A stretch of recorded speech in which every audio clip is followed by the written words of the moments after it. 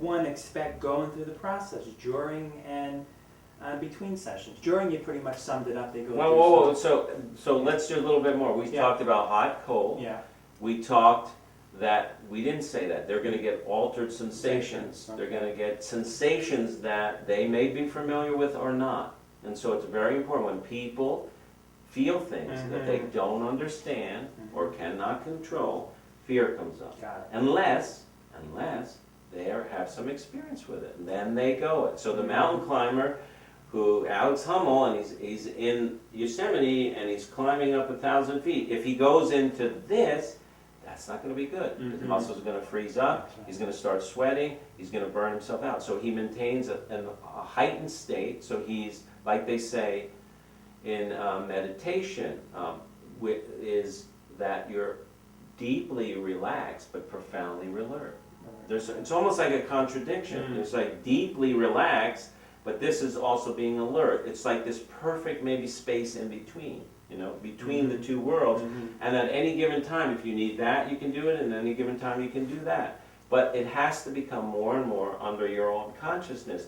And so, altered sensations will come up, tingling, numbness, sometimes pains will move around, strange sensations. As long as they know that's a normal part of the process, it makes it easier.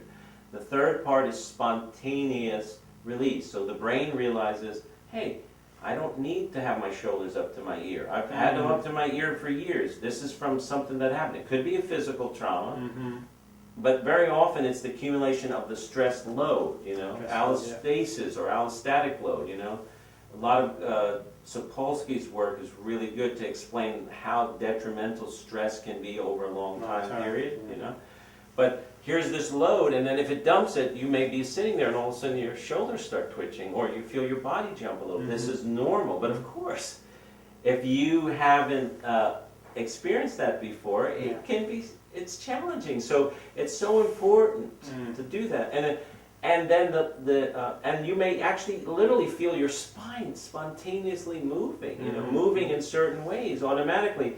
And that was one of the phenomena that was so important in the early network stuff, in some of the work that came out of John Barnes' somatic, and even some of the stuff that they started to see in some of the schools of thought that came out of the Upledger. So even Rolfing too.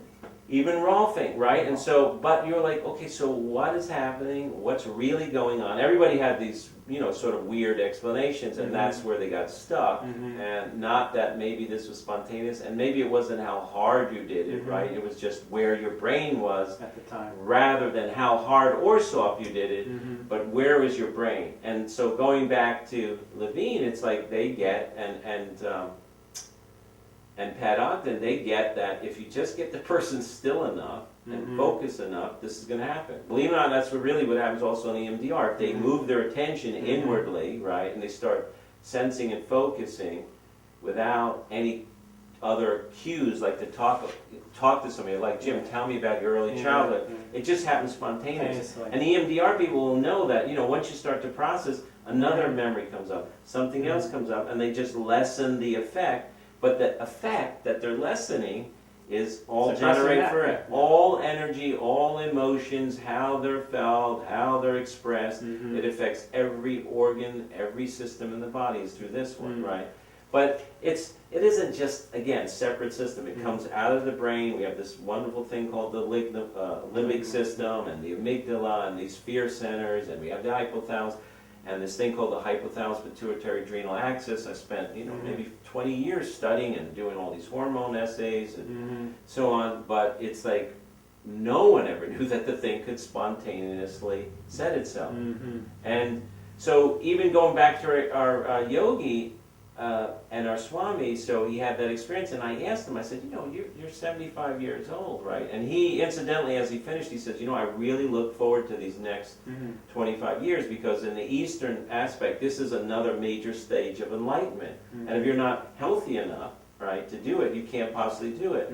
But he was very excited. But I asked him, I said, for years in yoga, there was this phenomena that would happen where people would be in a class, and especially if they were doing stretches or asanas around the pelvis or the hips, that spontaneously they'd have temperature change, they'd start to shake, they might laugh, they might cry, and if they went through the complete experience, there was a huge reward, and they would say, oh my God, the pain I had for so many years seemed to go away. But also at the same time, I had this memory, when I was a kid, and I just never felt this secure, or I always felt like I could never relax. I always felt like a soldier, which so many of us, me included, felt like, right?